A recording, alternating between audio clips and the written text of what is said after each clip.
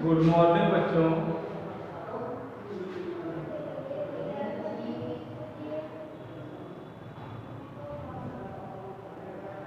आज की जो हमारी क्लास है आप लोग बोर्ड पे देख रहे होंगे कि 12th फिजिक्स है। तो हम लोग चल रहे थे, हम लोगों ने मैग्नेटिक शुरू किया था। क्या शुरू किया था? मैग्नेटिक शुरू किया था। तो मैग्नेटिक में लगभग हमने 2-3 परिभाषा मैग्नेटिक पढ़ाया था, समझाया था, फिर मैग्नेटिक के गुण समझाए थे। फिर इसी प्रकार हमने पढ़ाया था मैग्नेटिक के, फिर मैग्नेटिक के चिन्हता भी बताई थी हमने। फिर इसके बाद है ओरेस्टेड का प्रयोग। क्या है? और ये पार्ट 2 है इसका। ये कौन सा है? पार्ट 2 है। ये मैग्नेटिक का पार्ट 2 है। चैप्टर है मैग्नेटिक मतलब चुंबक, इसको बोलते हैं। ये चुंबक का पार्ट 2 है। ठीक, तो आप लोग देखिएगा ओरेस्टेड क्या होता है। ओरेस्टेड ने ये बताया था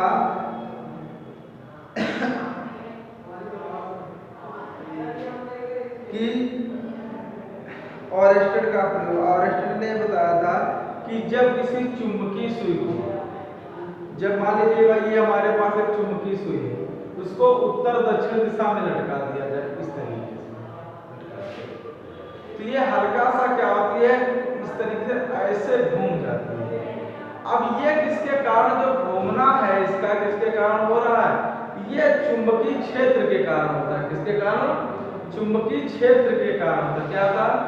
जब किसी चुंबकीय सुई को उत्तर दक्षिण दिशा में इस तरीके से लटका दिया जाता है, तो ये चुंबकीय सुई हल्का सा क्या हो जाती है, ऐसे घूम जाती है। हल्का सा क्या हो जाती है, अपने मार्ग से विचलित हो जाती है। हल्का सा क्या हो जाती है, विक्षेपित हो जाती है। इसी घटना को क्या कहते हैं? ओरेस्टेड का प्रयोग।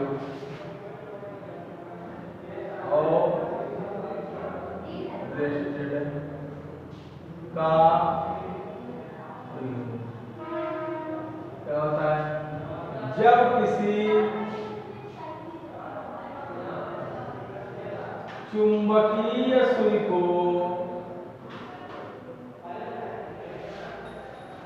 उत्तर दक्षिण दिशा में लटकाया जाता है, उत्तर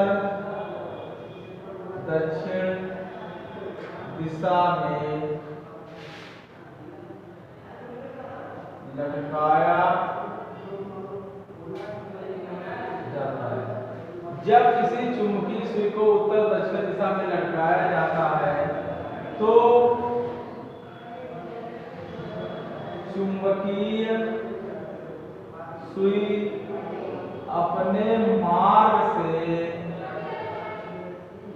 हल्का सा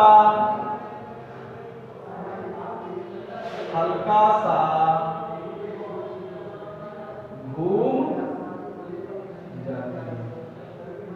मतलब कहने का यह है कि जब किसी चुंबकीय सुई को उत्तर दक्षिण दिशा में हम लोग लटकाते हैं तो ये क्या होती है, हल्का सा क्या हो जाती है, घूम जाती है। हल्का सा अपने मार्ग से घूम जाती है। ये ओरेस्टेड ने बताया। मतलब ये अगर सुई है, आप लोग ऐसे लटका रहे हैं तो ये सुई हल्का सा क्या हो जाती है, ऐसे घूम जाती है। और यही घूमना, यही ओरेस्टेड का प्रयोग है, यही बताया। इसका आप लोग स्क्रीनशॉट लीजिएगा, फिर आगे बढ़े। इसके बाद आप लोग हेडिंग डालिएगा बायो-सेवर्ट का नियम। क्या?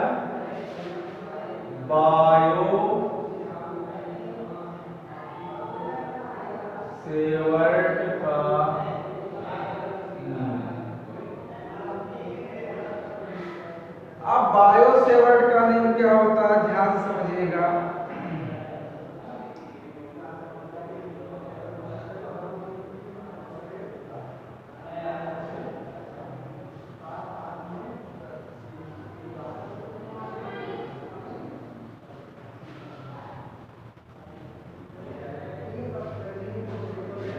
बायो-सेवर्ट का नियम लिख देता, या उनको परीक्षा में मिलेगा कि धारावाही चालक के कारण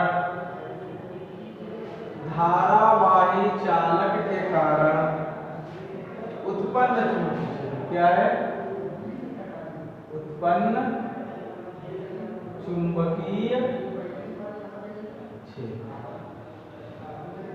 धारावाही चालक के कारण क्या है, उत्पन्न चुंबकीय क्षेत्र। अब ध्यान दीजिएगा, धारावाही चालक के कारण क्या है, उत्पन्न चुंबकीय क्षेत्र। ध्यान समझेंगे। मान लेते हैं, माना ये एक तार है, ठीक, माना एक तार जिसकी लंबाई L मीटर है।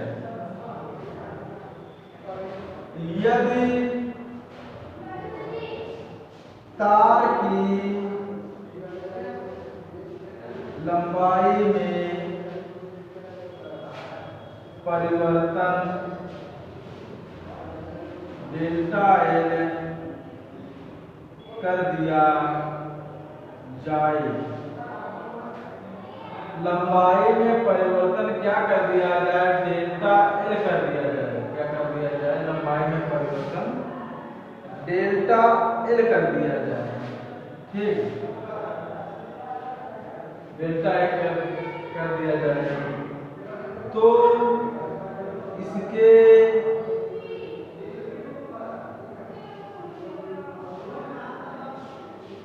कर दिया जाए तो इसमें आई धारा प्रवाहित होने लगती है। तो इसमें क्या होता, आई धारा प्रवाहित होने लगती है। ये तार मान लिया है, इसमें कोण क्या है, ये थीटा मान लिया, कोण क्या मान लिया, थीटा, और इसकी लंबाई L है, ठीक। तो तार में उत्पन्न चुंबकीय क्षेत्र की तीव्रता B समानुपाती किसके होगा, धारा के। तार में उत्पन्न चुंबकीय क्षेत्र की तीव्रता B समानुपाती डेल्टा L के हो जाएगा।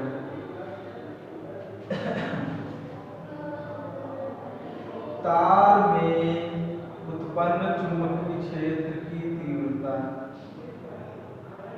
इसके दूरी के समानुपाती हो जाएगा, समानुपाती हो जाएगा। समीकरण 1, समीकरण 2, समीकरण 3, यहाँ पर लिखेंगे समीकरण 1, 2, 3 को मिलाने पर, जब समीकरण 1, 2, 3 को मिला देंगे तो B समानुपाती I delta L, sorry 1 minute और है कि तार में उत्पन्न चुंबकीय क्षेत्र की तीव्रता B समानुपाती हो जाएगा साइन थीटा की, ठीक। तो यहाँ पर हो जाएगा I delta L sine theta और बटे क्या हो जाएगा R स्क्वायर। अब यहाँ पर समानुपाती का चिन्ह हटाएंगे, इसे नियतांक लगाएंगे, B बराबर आ जाएगा μ0/4 पाई I delta L sine theta बटे R स्क्वायर। अब ध्यान दीजिएगा, इसका ये आ गया I delta L sine theta बटे R स्क्वायर। अब थोड़ा सा आप लोग ध्यान दीजिए, इसको B क्या है, यहाँ पर ये फार्मूला निकल के आ गया। B क्या है, यहाँ पर चुंबकीय क्या है, क्षेत्र, μ0 क्या है, निर्वात की चुंबक शीलता, ठीक। ये होगा, इसका आप लोग स्क्रीन स्क्रीनशॉट लीजिएगा, फिर आगे चलते हैं।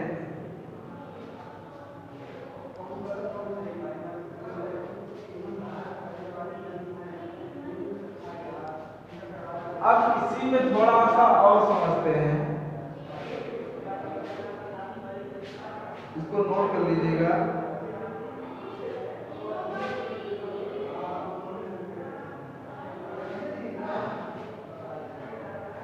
अब इसी को देखिएगा, आप लोग थोड़ा और सब देखिएगा इसी को।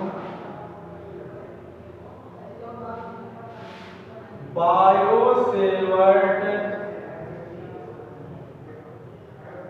के नियम तथा कूलाम के नियम में समानताएं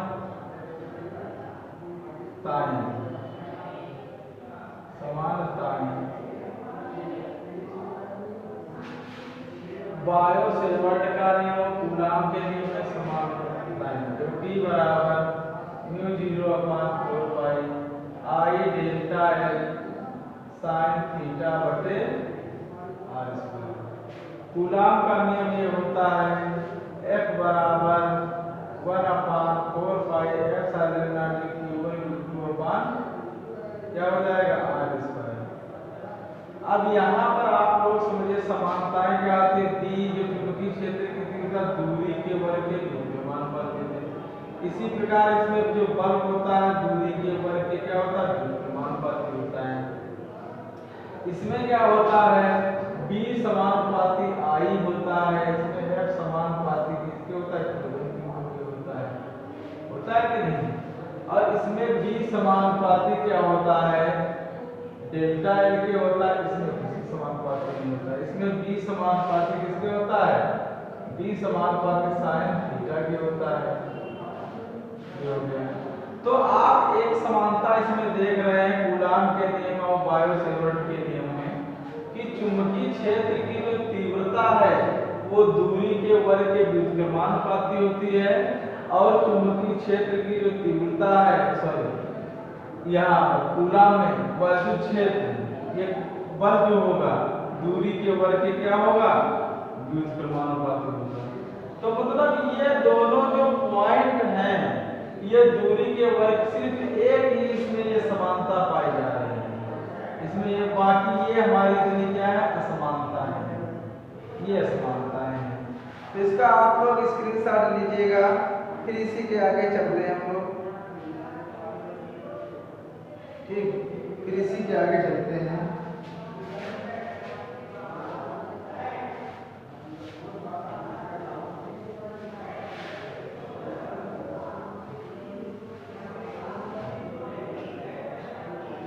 आगे देखिएगा, अगला है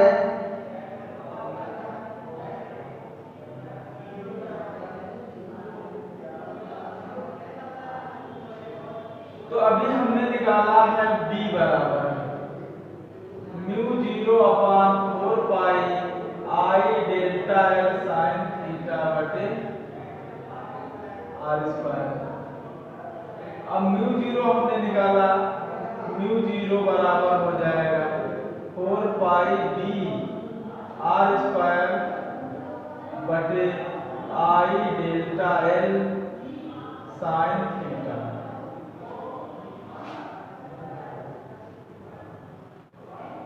अब यहाँ पर समझे B क्या कहलाता है, हमारा क्या है चुंबकीय क्षेत्र है। B क्या है चुंबकीय क्षेत्र। तो देखिएगा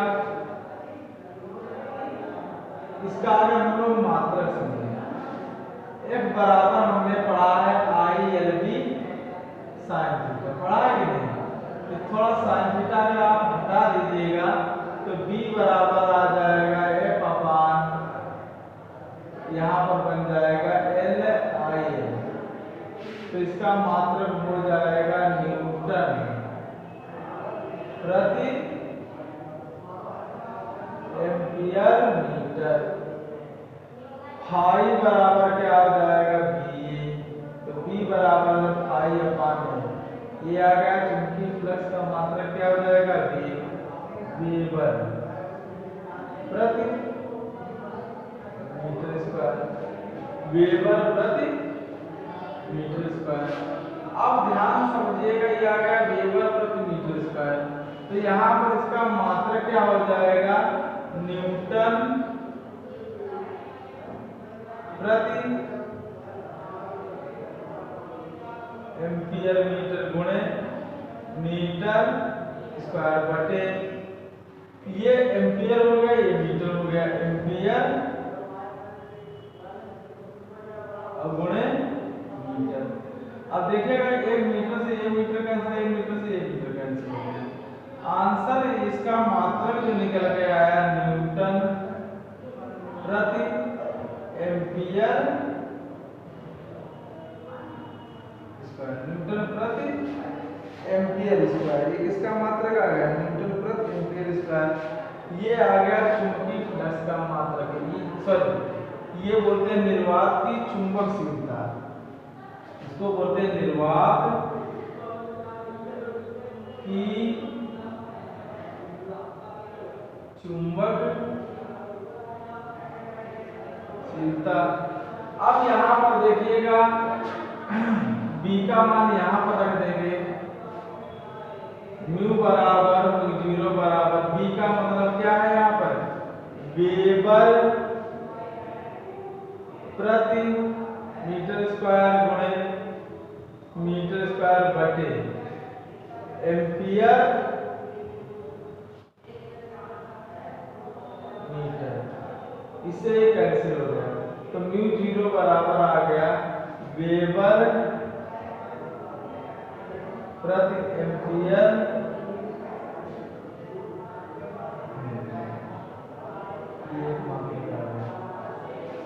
एक मात्रक ये आ गया, एक मात्रक ये आ गया। परीक्षा में क्या किया जाता है, दोनों तरीकों से मात्रक रख देता है। अब हम लोग कंफ्यूज हो जाते हैं, क्या हो जाते हैं, हम लोग कंफ्यूज हो जाते हैं, और परीक्षा में जो होता है इसी का एग्जाम फायदा उठा देता है। और इसका मान कितना होता है, म्यू0 अपान 4 पाई का मान होता 10⁻⁷।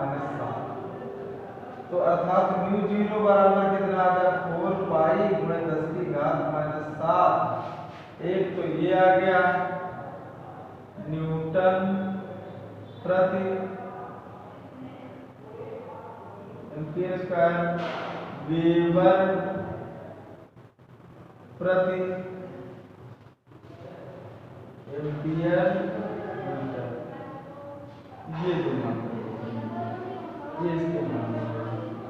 तो बच्चों, आज की आप लोगों को क्लास कैसी लगी है, आप लोग कमेंट बॉक्स में जरूर बताइएगा, और इस क्लास को ज़्यादा से ज़्यादा अपने दोस्तों के साथ शेयर करिए। तो आज के लिए हम इतना ही रखते हैं। जय हिंद।